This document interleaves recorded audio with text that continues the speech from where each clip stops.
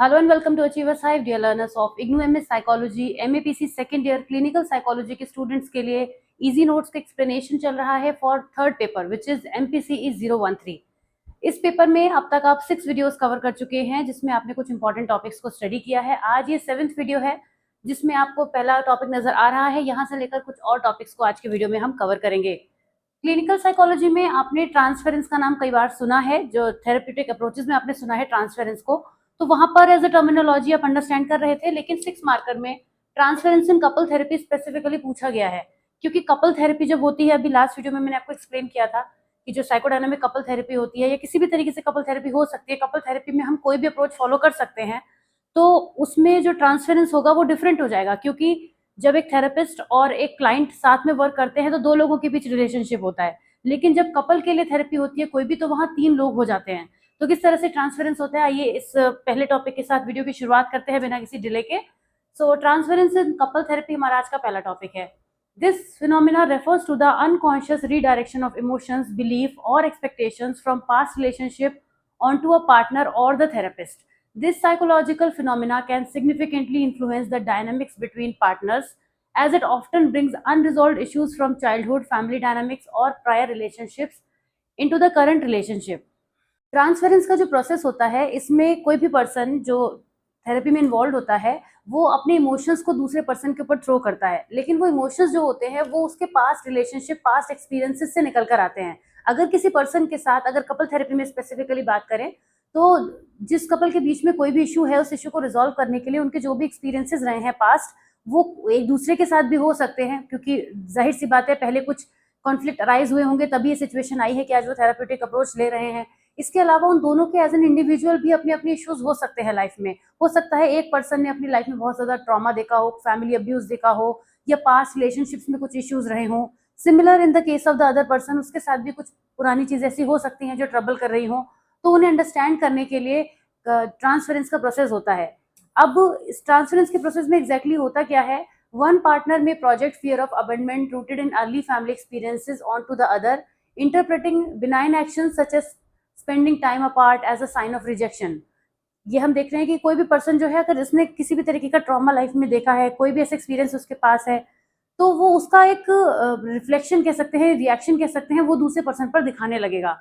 Similarly, a partner with a history of feeling controlled might react defensively to neutral suggestions, misinterpreting them as attempts to dominate. These patterns, while deeply ingrained, often go unnoticed by the individuals involved. जो person इस तरीके के behaviour को कर रहा है, वो अपने बिहेवियर को जनरली नोटिस नहीं कर पाता है, उसे नहीं लगता है कि उसके बिहेवियर में कोई कमी भी है। जैसे एक एक फीमेल है, मान लीजिए वो अपनी फैमिली में बहुत ज्यादा कंट्रोल्ड एनवायरनमेंट में रही है, तो जब वो अपने पार्टनर के साथ में होगी तो हो सकता है उसको ऐसा फील होने लगे कि उसका कोई भी एक्शन, वो केयर और कंसर्न भी हो तो भी उसको लगे कि मुझे कंट्रोल करने के लिए किया जा रहा है। तो वो जो पास्ट एक्सपीरियंस है उससे प्रेजेंट रिलेशनशिप पर इफेक्ट आएगा। उसे नहीं लगेगा कि वो कुछ गलत कह रही है, क्योंकि उसके पास वैसा एक्सपीरियंस है, लेकिन ये चीज दूसरे पर्सन को हर्ट कर सकती है, तो इमोशंस यहाँ पे डिसबैलेंस हो जाते हैं। In therapy transference can also occur with the therapist. अब ना केवल एक दूसरे के साथ में, बल्कि इमोशंस को थेरेपिस्ट के ऊपर भी हम थ्रो कर सकते हैं। A partner might perceive the therapist as a parental figure, authority figure, or even the ally to their partner, which may shape their behavior or openness during sessions. तो ये चीजें सेशन में निकल कर आती हैं जब पार्टनर को ये लगने लगता है, एक पर्सन को ये लगने लगता है कि जो हमारे थेरेपिस्ट हैं वो एक अथॉरिटी फिगर हैं, तो उनके सामने भी वो चीजें क्लियरली कह पाते हैं, और दूसरा उन्हें ये भी लग सकता है कि वो किसी एक पार्टनर की तरफ जो है वो ज्यादा सपोर्टिव हो रहे हैं। Skilled therapist use these transference dynamics as valuable tool for exploration, helping couples recognize how past experience shape their current perception and reaction. तो जो भी स्किल्ड थेरेपिस्ट होते हैं वो इस ट्रांसफरेंस का यूज करते हैं। मींस अगर उन्हें किसी भी चीज के लिए कहा जा रहा है, थेरेपिस्ट को बताया जा रहा है, तो वो उसे as a piece of information लेते हैं, क्योंकि उन्हीं सबका इस्तेमाल करते हुए तो अपनी थेरेपी को आगे कंटिन्यू करेंगे।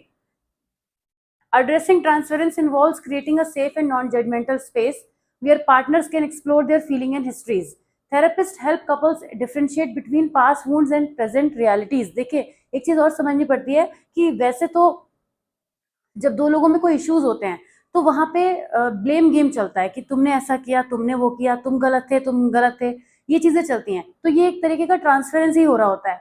लेकिन जब ये थेरेपिस्ट के सामने होता है तो वो एक बैलेंस्ड वे में चल पाता है, क्योंकि थेरेपिस्ट वहाँ पर जो है एज अ फैसिलिटेटर वर्क कर रहे हैं, वो उनका काम भी यही है कि वो चीज़ों को बैलेंस करें और जो इन्फॉर्मेशन मिल रही है उसको यूज़ करते हुए प्रॉब्लम को सॉल्व करने की कोशिश करें, राइट। लेकिन थेरेपिस्ट जो होते हैं वो ये भी कपल्स को समझाते हैं कि जो आपकी पुरानी चीज़ें हैं और जो प्रेजेंट रियलिटी है उसको आपस में मिक्स ना करें, और एक बैलेंस का काम वो यहाँ पे करते हैं।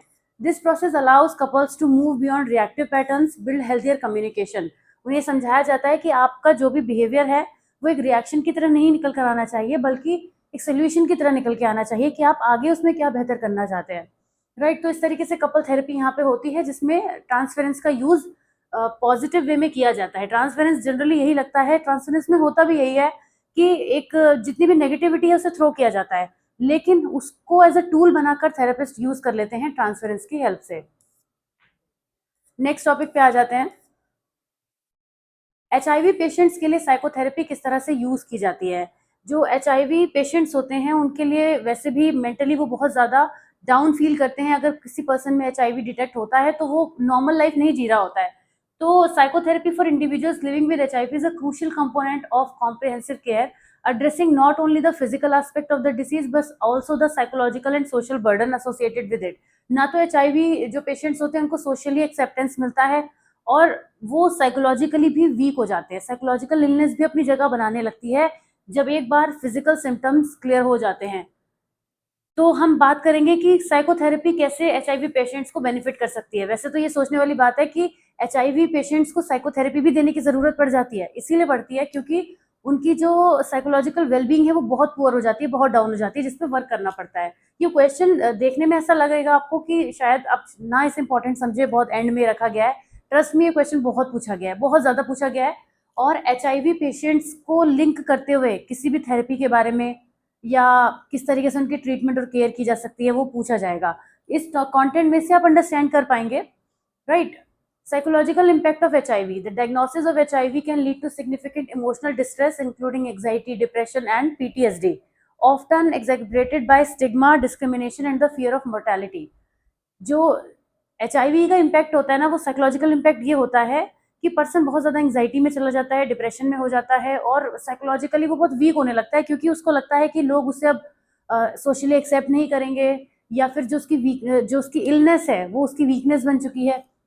तो इस तरीके से जब पर्सन होता है वो बहुत ज़्यादा उसको चीज़ें ट्रिगर करती है। तो कौन कौन सी साइकोथेरेपी है जो जिनको यूज़ किया जा सकता है।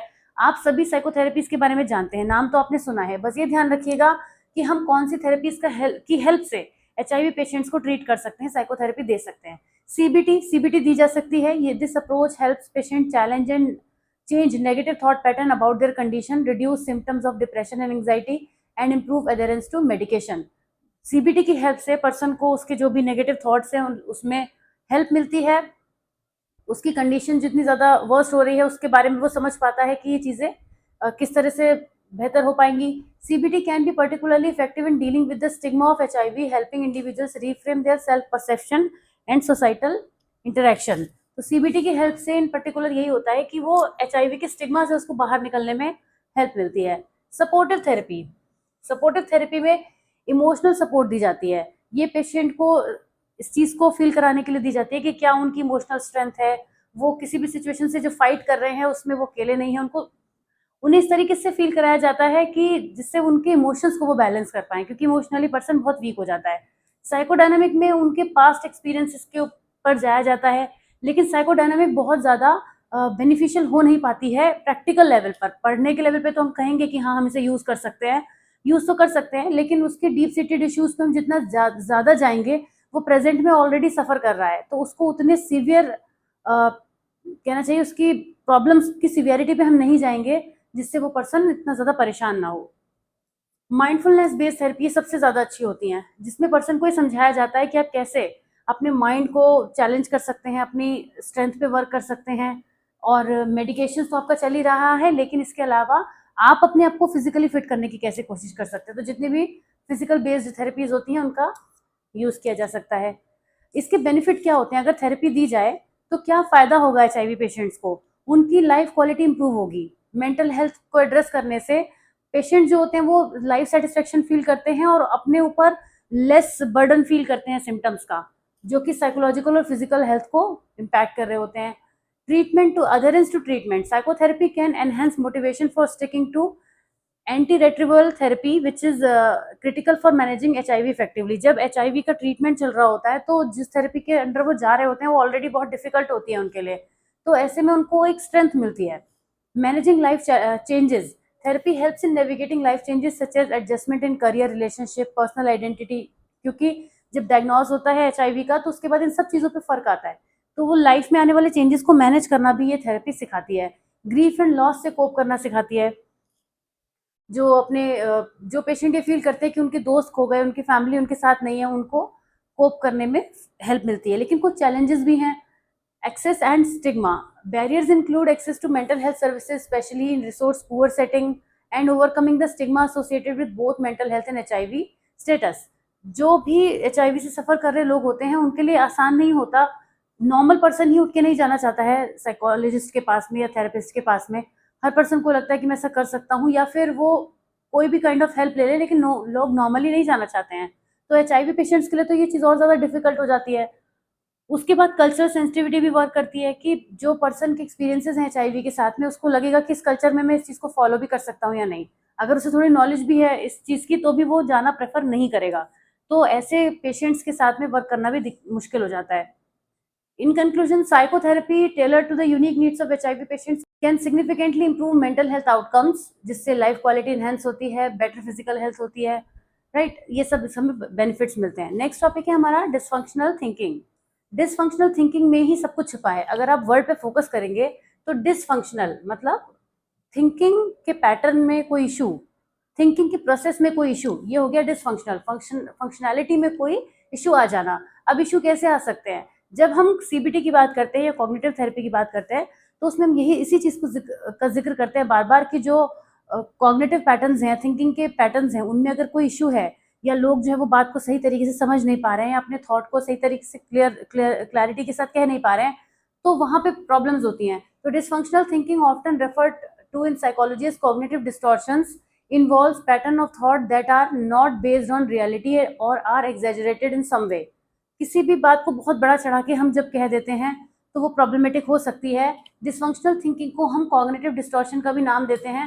तो अगर एग्जामिनेशन में कॉग्निटिव डिस्टॉर्शंस पूछ लिए जाएं तो मतलब आपको यही बात लिखनी है, सेम चीज़ लिखनी है.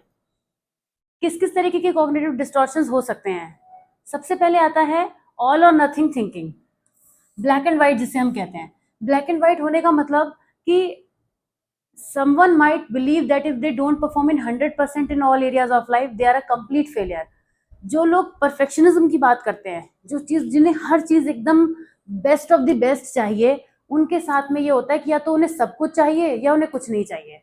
या तो सब कुछ हो जाए मेरे साथ में या फिर कुछ नहीं होगा. हालांकि वो कुछ नहीं होने पर सेटिस्फाइड नहीं होते हैं, लेकिन ये उनकी ऑल और नथिंग थिंकिंग को दिखाता है, जो कि एक प्रॉब्लम है. ऑल और नथिंग में क्या होता है कि पर्सन सेटिस्फाइड नहीं रहता और जब उसको सेटिस्फेक्शन फील नहीं होगा तो माइंड डिस्टर्ब रहेगा, तो वो उसका थिंकिंग का पैटर्न ही उसको प्रॉब्लम दे रहा है, राइट. पहला कॉग्निटिव डिस्टॉर्शन ये हो गया. दूसरा है ओवर जनरलाइजेशन. किसी चीज का बहुत ज्यादा कहते हैं ना, बहुत ज्यादा प्रेशर ले लेना. I did not get the job I applied for, I will never get any job. Here one negative event is seen as a never ending pattern of defeat. एक बार फेल हो जाने पर उसको इतना ज्यादा बढ़ा चढ़ा के ओवर जनरलाइजेशन कर देना कि मैं अब कभी कुछ कर ही नहीं सकता, है ना. उसने अटेम्प्ट उतने नहीं किए हैं, लेकिन पहले अटेम्प्ट में ये मान लिया कि मैं जिंदगी में कभी कुछ नहीं कर सकता, तो वो ओवर जनरलाइजेशन की कैटेगरी में आता है. Then mental filter. ये ध्यान रखिएगा, याद रखिएगा, इंपॉर्टेंट टॉपिक है ये. कॉग्निटिव डिस्टॉर्शन आ सकता है कि एक्सप्लेन एनी 10 कॉग्निटिव डिस्टॉर्शंस, तो उस केस में आपको जरूरत पड़ेगी. Mental filter. Focusing solely on negative feedback from a performance review while ignoring any positive comment और कंस्ट्रक्टिव फीडबैक.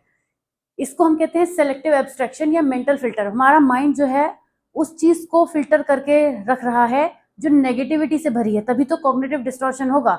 ऐसा भी कई लोग ऐसे भी होते हैं जो उनकी एक परफॉर्मेंस के बारे में 9 लोग गलत कह रहे हैं 10 में से और 1% सही कह रहा है, तो वो एक को ही अच्छा मानते हैं. उन्हें लगता है कि ये जो सही कह रहा है वही सही कह रहा है. ऐसे भी थिंकिंग होती है लोगों की, क्योंकि वो अंदर से खुद वो मान चुके होते हैं. जो आप खुद मान लेते हैं ना, उसमें बाहर कोई कुछ भी कहता रहे फर्क नहीं पड़ेगा. तो लेकिन इसका ऑपोजिट होता है मेंटल फिल्टरेशन. मेंटल फिल्टरेशन वो भी है क्योंकि जिसमें हम 9 लोग गलत कह रहे हैं एक सही कह रहा है, तो ऐसा नहीं वो मेंटल फिल्टरेशन नहीं है. लेकिन मेंटल फिल्टरेशन में हम उसी पार्ट को सेलेक्ट करें जिससे हमारी डिस्टॉर्टेड थिंकिंग और ज्यादा नेगेटिव चले. तो उस केस में हम यहाँ पे इसको लिखेंगे, यानी कि सिर्फ नेगेटिव फीडबैक पे फोकस करना। कि कई बार लोग होते हैं ना, जैसे मैंने सुना है उन्हें कहते हुए कि यार वो ऐसा कह रहा था कि काम अच्छा नहीं हुआ, तो हम उससे कहते हैं इतने सारे लोगों ने ये भी तो कहा कि अच्छा हुआ, पर नहीं, उसका दिमाग उसी पे सुई अटकी रहती है, तो वो मेंटल फिल्ट्रेशन कहलाता है। Disqualifying the positive, they only said nice things about my presentation because they are just being polite. मतलब अगर पॉजिटिव एक्सपीरियंस भी आया तो उसको एक्सेप्ट ना करके ये सोचना कि वो तो इसलिए कह रहे होंगे because just for the sake of saying, क्योंकि उन्हें तो कहना ही था कुछ, तो इसलिए वो ऐसा कह रहे होंगे। मतलब पॉजिटिविटी को भी नेगेटिविटी की तरह से परसीव करना, मतलब पॉजिटिविटी को नेगेटिव नहीं मानना, उस पॉजिटिविटी का आपकी लाइफ में आना भी उसको एक्नॉलेज ना करना, ये कहलाता है disqualifying the positive. Jumping to conclusion, mind reading, यानी कि कंक्लूजन पे हम कैसे कैसे जंप करते हैं, जब हम ये मान लेते हैं कि दूसरे पर्सन के बारे में कुछ भी थॉट क्रिएट कर लेते हैं। ही डिड नॉट से high, he must hate me. ऐसे माइंड रीडर्स तो मेरे भी आसपास बहुत सारे लोग हैं, जो लोग ऐसा करते हैं एक्चुअल में कि उसने मेरी तरफ देखा नहीं, इसका मतलब उसने जो है वो मुझसे बात नहीं करना चाहती है। बहुत लोग होते हैं इस तरीके की बातें करते हुए, मिल जाएंगे आपको। खैर, fortune telling, predicting negative outcome without evidence, कि I know I will mess up this interview, या फिर ऐसे कि वो पर्सन जो है, that person was ignoring me because they don't want to talk to me, यानी they will never talk to me. तो भविष्य के बारे में भी बता देना, प्रेजेंट में ऐसा इसलिए हुआ क्योंकि उसमें कुछ नेगेटिव फैक्टर ढूंढना, और फ्यूचर में ऐसा इसलिए होगा क्योंकि उसमें भी कोई नेगेटिव फैक्टर ढूंढना। ये कहते हैं कंक्लूजन्स पे पहुंचना, ये सबसे बुरी आदत होती है लोगों की। मैग्निफिकेशन, मैग्निफिकेशन किसे करते हैं, मैग्नीफाइंग ग्लास से हम एक चीज है, जैसे मेरे हाथ में ये रिमोट है फिलहाल, तो हमें यहाँ से दिख रहा है कि जो टेम्परेचर सेट है, लेकिन अब हम मैग्नीफाइंग ग्लास से उसको और बड़ा करके देख रहे हैं। हालांकि वो टेम्परेचर 22 है तो 22 ही दिखेगा, लेकिन मेरे कहने का मतलब ये है कि हम जिस प्रॉब्लम को, जो हमें दिख है छोटी, पर हम उसको मैग्नीफाइंग ग्लास लगा के बड़ा कर रहे हैं जबरदस्ती का, तो उसको हम कहते हैं मैग्निफिकेशन। वो दोनों तरीके से हो सकता है, हम मिनिमाइज भी कर सकते हैं। Magnifying a small mistake into a big mistake, this one typo will रूइन my entire career, और मिनिमाइजिंग वंस अचीवमेंट। जब हम मिनिमाइज करेंगे ना, तो बहुत ही कम होता है कि किसी अपनी चीज को मिनिमाइज करे। जब किसी पर्सन ने कुछ अच्छा अचीव किया और दूसरा पर्सन उसमें नेगेटिविटी देखने वाला है, जाहिर सी बात है कॉग्निटिव डिस्टॉर्शंस की वजह से, तो वो क्या कहेगा कि इसका तो लक अच्छा है, इसके घर में इतना सपोर्ट है इसलिए ऐसे कर लेता है, इनके पास तो पैसा बहुत है इसलिए ये चीज़ों को आसानी से कर सकते हैं। तो उसके एफर्ट्स को मिनिमाइज करके उसमें कुछ भी नेगेटिव ढूंढना, और अपनी किसी छोटी मिस्टेक को भी बड़ा बना लेना कि ऐसा इसलिए हो गया क्योंकि मैं तो ऐसा करना चाहता था, मतलब अपनी मैग्नीफाई करने की कोशिश करना, ये भी कॉग्निटिव डिस्टॉर्शन है। Emotional reasoning, I feel anxious so there must be something wrong, this involves assuming that negative emotions necessarily reflect the way things really are. मतलब नेगेटिव इमोशंस को प्रेजेंट सिनेरियो में जोड़कर उस सिचुएशन को negative बना देना, that is called emotional reasoning. Should statement, ये तो बहुत ज्यादा खतरनाक होते हैं। I should always be productive leading to guilt and frustration when this unrealistic standard is in met. और इसके अलावा मैं बताऊं आपको, शुड के केसेस बहुत होते हैं कि वो पर्टिकुलर पर्सन को मुझसे हमेशा स्माइल करके बात करनी चाहिए, या हमारी एक्सपेक्टेशंस को दिखाते हैं कि ऐसा होना चाहिए, वैसा होना चाहिए, दुनिया भर की चीजें, तो ये हमारी एक्सपेक्टेशंस को दिखाते हैं। तो हमारे ओवर एक्सपेक्टेशन करना भी हमारा कॉग्निटिव डिस्टॉर्शन है। जरूरत से ज्यादा एक्सपेक्टेशन करना कि ये ऐसा होना चाहिए, वो वैसा होना चाहिए, तो ऐसे तो करते हुए आपको बहुत लोग मिल जाएंगे। मैं श्योर हूँ कि जो ये जितने भी आप सुन रहे हैं ना डिस्टॉर्शंस, इनको सुनने के बाद आपको कुछ लोग अपने आसपास के नजर आ रहे होंगे, और अगर खुद में वो चीजें दिख रही हैं तो जरूर इंप्रूव करने की कोशिश कीजिएगा, क्योंकि बहुत कम होता है कि हम खुद में चीजें देख पाए, हमें ज्यादातर अड़ोस पड़ोस के लोग या आसपास के नजर आने लगते हैं। Labelling and miss labelling, instead of focusing on a mistake, someone label themselves as a total loser. This is an extreme form of overgeneralization. यानी कि जब हम ओवर जनरलाइजेशन कर रहे थे तब तो हम फ्यूचर प्रिडिक्ट कर रहे थे कि मैं एक बार नहीं, एक बार फेल हो गया, मैं हमेशा फेल ही होता रहूंगा। लेकिन उस चीज पे लेबल कर देना, उसको उसके ऊपर एक ठप्पा लगा देना कि मैं तो कर ही नहीं सकता, ये बहुत ही पुअर सेल्फ एस्टीम को दिखाता है। तो ऐसा भी होता है। Personalisation, my team loss because I did not play well enough even though many factors contributed to the outcome. लेकिन पर्सन जो है वो हर चीज को खुद से जोड़ लेता है। ऐसे पर्सन की भी सेल्फ एस्टीम बहुत लो होती है, जो आसपास होने वाली चीजों के पीछे क्या करता है, उससे खुद से जोड़ लेता है, नहीं मैं ही नहीं कर पाया तो कैसा होता, बहुत ज्यादा खुद को ब्लेम करना, ये पर्सनलाइजेशन कहलाता है। तो आपने ये देखा कि यहाँ पे 10 कॉग्निटिव डिस्टॉर्शंस दिए हुए थे। अगर एग्जामिनेशन में आ जाए कि right any 10, explain any 10 cognitive distortion, आया है ये क्वेश्चन इसलिए मैं बता रही हूँ, फिर उसमें आप एग्जाम्पल ज़्यादा लगाइएगा, जैसे यहाँ पे एक एग्जाम्पल है, आप और बढ़ा सकते हैं। आई एम श्योर कि आप अपने अपने तरीके से भी इसको डिफाइन कर पाएंगे। तो आप ये क्वेश्चन इस तरह से कर लेते हैं। नेक्स्ट पे आ जाते हैं, which is psychotherapy for adolescents. Adolescents के लिए हम कौन कौन सी साइकोथेरेपी यूज कर सकते हैं? ये बहुत आसान क्वेश्चन है आपके लिए, क्योंकि आपको पहले ये सोचना है कि एडोलेसेंट्स कौन होते हैं, किस एज फ्रेम में आते हैं। 13 से लेके लगभग हमारा जो 20-21 तक का मान लेते हैं, उसके बाद एडल्टहुड में आ जाते हैं। तो इस फेज में क्या क्या चीजें होती हैं पर्सन की लाइफ में प्रॉब्लमेटिक, पहले तो हम ये सोचेंगे ना प्रॉब्लम्स क्या होती हैं, उसी के हिसाब से तो साइकोथेरेपी सोचेंगे। तो इस टाइम पर जो बच्चे होते हैं वो स्टडीज को लेके बहुत ज्यादा कंफ्यूज रहते हैं, करियर से रिलेटेड इश्यूज हो सकते हैं, तो वो कौन सी थेरेपीज हैं जो उनके करियर के प्रॉब्लम को सेटिस्फाई करेंगी। फिर आप सोचिएगा कि डिप्रेशन में भी जाते हैं बच्चे इस टाइम पर, इमोशनल रिलेशनशिप डेवलप होने शुरू हो जाते हैं, चाहे फ्रेंड्स की फॉर्म में हो चाहे दूसरे रिलेशनशिप्स हो उनके फॉर्म होने लग जाते हैं। तो ये इश्यूज भी, डिप्रेशन, एंग्जाइटी, ये कहाँ से सॉल्व होंगे? सीबीटी से। फिर आप ये सोचिएगा कि पेरेंट्स के साथ भी उनके रिलेशनशिप जो होते हैं वो डिस्टर्ब होने लगते हैं। जो टीनेजर्स होते हैं उनके पेरेंट्स के साथ में रिलेशनशिप डिस्टर्ब होने लगते हैं इस एज में, और उन्हें लगने लगता है कि पेरेंट्स बहुत ज़्यादा रेस्ट्रिक्शंस लगाते हैं, ये नहीं करने देते, वो नहीं करने देते, दुनिया भर की चीज़ें होती हैं। तो अब इसके लिए कौन सी थेरेपी? तो जब भी आप किसी क्वेश्चन का आंसर लिखें ना, आप इस चीज़ पे स्टिक मत रहिए कि मैंने इसमें क्या बताया है, मैं नोट्स में क्या लिखा था। आप अपनी समझदारी का यूज़ कीजिए, क्योंकि आप पढ़ रहे हैं लगातार। तो हम जब एडोलेसेंट्स के लिए साइकोथेरेपी यूज़ करते हैं तो उनकी यूनिक डेवलपमेंटल नीड्स के लिए कर सकते हैं, इमोशनल नीड्स होती हैं, सोशल चैलेंजेस आते हैं उनके सामने, राइट? क्योंकि बच्चों के अंदर आइडेंटिटी क्राइसिस डेवलप होना शुरू हो जाता है। उन्हें लगता है मैं कौन हूँ, मेरी अपनी वैल्यू क्यों नहीं है, मुझे क्यों नहीं समझा जा रहा है। अच्छा, इस एज में टीनेजर में एक और इशू भी होता है कि कुछ चीज़ों के लिए तो उन्हें बहुत जिम्मेदार समझ लिया जाता है, वो बड़े हो जाते हैं, और जब कुछ बड़ों की सी बात करने लग जाते हैं तो उनसे कहा जाता है तुम अभी बच्चे हो। तो वो इस चीज़ में फंस जाते हैं कि मैं बच्चा हूँ या मैं बड़ा हूँ, मैं हूँ कौन? तो ये प्रॉब्लम भी होती है। तो एक तरीके से वो कॉन्फ्लिक्ट फील करते हैं इंटरनली। अब एडोलेसेंट्स के लिए हम कौन कौन सी साइकोथेरेपी यूज कर सकते हैं? सीबीटी तो कर ही सकते हैं, क्योंकि ये हेल्प करती है एडोलेसेंट्स को उनके नेगेटिव थॉट पैटर्न को प्रॉब्लमेटिक बिहेवियर में ना कन्वर्ट हो, इमोशंस में ना कन्वर्ट हो, इसके लिए। ठीक है, उसके लिए क्या करेंगे? कोपिंग स्किल्स उनको सिखाएंगे एंग्जाइटी डिप्रेशन के लिए, जो भी सीबीटी में होता है वही किया जाएगा।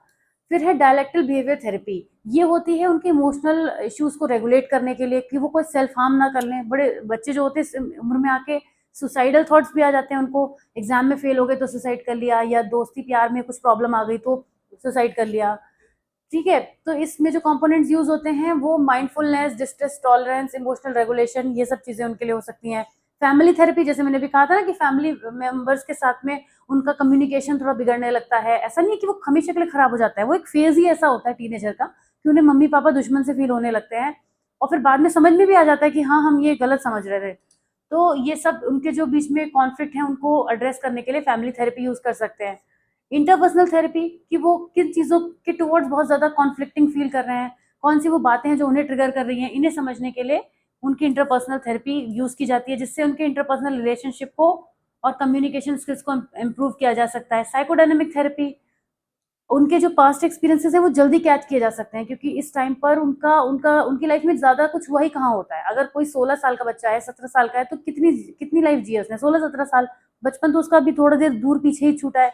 तो आसान होता है चीज़ों को डिग आउट करवाना, क्योंकि वो बता पाता है कि कैसा वो पेरेंट्स के साथ फील करता था, क्या उसके इमोशंस थे, तो आसानी से चीज़ें पता चल पाती है साइकोडायनेमिक थेरेपी में। आर्ट और प्ले थेरेपी, आर्ट के थ्रू, क्रिएटिविटी के थ्रू उनके इमोशंस को बाहर निकालने की कोशिश की जाती है, जिससे हेल्प मिलती है। तो ये सब थेरेपी हम यूज कर सकते हैं। एडोलेसेंट साइकोथेरेपी में हमें क्या चीज़ों का ध्यान रखना है? कॉन्फिडेंशियलिटी का ऑफकोर्स ये तो हमेशा ही रखना है, क्योंकि एक एथिकल इशू है। और engagement, therapy must be engaging. और एडोलेसेंट्स जो होते हैं वो बहुत अच्छे से रिस्पॉन्ड करते हैं, क्योंकि वो चाहते हैं कि उन्हें कोई सुने, उनकी कोई बात समझे। तो अगर इस टाइम पर वो थेरेपिस्ट के अक्रॉस आते हैं तो थेरेपी बहुत एंगेजिंग होनी चाहिए। उनकी डेवलपमेंटल स्टेजेस को ध्यान में रखते हुए हमें चलना है। वो भी इतने भी बड़े नहीं हैं कि उनसे हम बहुत सारी चीज़ों को एक्सपेक्टेशन रखें। तो उनके बातें बताने का तरीका, या उनके संग जो भी इश्यूज हो रहे हैं, जैसे उनकी बॉडी में आने वाले फिजिकल चेंज, या उनके पीयर का क्या इन्फ्लुएंसेस है, जिस स्कूल में वो पढ़ते हैं वहाँ के माहौल का, टीचर से वो कितना इन्फ्लुएंस्ड है, इन सब चीज़ों को हमें ध्यान रखना होता है, क्योंकि ये हम एडोलेसेंट्स के लिए कर रहे हैं, राइट? तो उनकी लाइफ में जो भी चीज़ें उस समय होती हैं उनका ध्यान रखना हमें पड़ेगा। पेरेंट्स का इन्वॉल्वमेंट भी हम करेंगे, क्योंकि पेरेंट्स की परमिशन के बिना हम नहीं कर सकते किसी के साथ भी थेरेपी को कंडक्ट। तो पेरेंट्स का इन्वॉल्वमेंट ज़रूरी होता है, क्योंकि पेरेंट्स भी बच्चों को शेप करते हैं, गाइड करते हैं। कंसेंट लेनी ज़रूरी होती है। कल्चरल सेंसिटिविटी का ध्यान रखेंगे कि जिस कल्चरल बैकग्राउंड से वो है उन चीज़ों का फ़र्क उस पर पड़ेगा ही पड़ेगा। चैलेंजेस क्या हो सकते हैं? जो एडोलेसेंट्स होते हैं वो थेरेपी को बहुत वैल्यूएबल नहीं देखते हैं, उनके लिए इतनी इंपॉर्टेंट वो नहीं होती है चीज़, लेकिन हमें उन्हें ये समझाना पड़ेगा कि ये जो थेरेप्यूटिक अप्रोचेस आप पर अप्लाई हो रही है वो आपको बेनिफिट देंगी। जो टीनेजर्स होते हैं they are often sensitive about privacy and might resist if they feel their personal issues will not remain confidential. तो हमें प्राइवेसी का ध्यान रखना पड़ता है।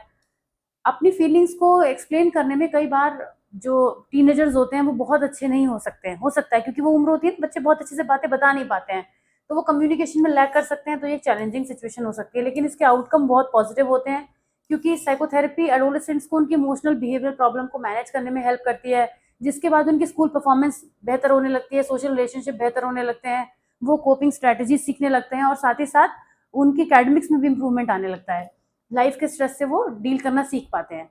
तो कुल मिला के एडोलेसेंट्स के लिए जो थेरेपी है वो बेनिफिशियली होती है। और नेक्स्ट टॉपिक है हमारा साइकोथेरेपी फॉर कैंसर पेशेंट्स, जिसके जिसके आगे के जो टॉपिक्स हैं वो हम MPC 013 के लास्ट वीडियो में कवर करेंगे। जो आज ये वीडियो है 7th, इसके बाद जो 8th वीडियो आएगा वो लास्ट वीडियो होगा। और इतना आप अगर पढ़ के जाते हैं बहुत अच्छे से तो बहुत अच्छे से एग्जामिनेशन में अटेम्प्ट कर पाएंगे, आई एम श्योर। तो मैं मिलती हूँ आपसे नेक्स्ट वीडियो में। कैसा लगा ये वीडियो जरूर बताइएगा। See you super soon, take care, bye bye.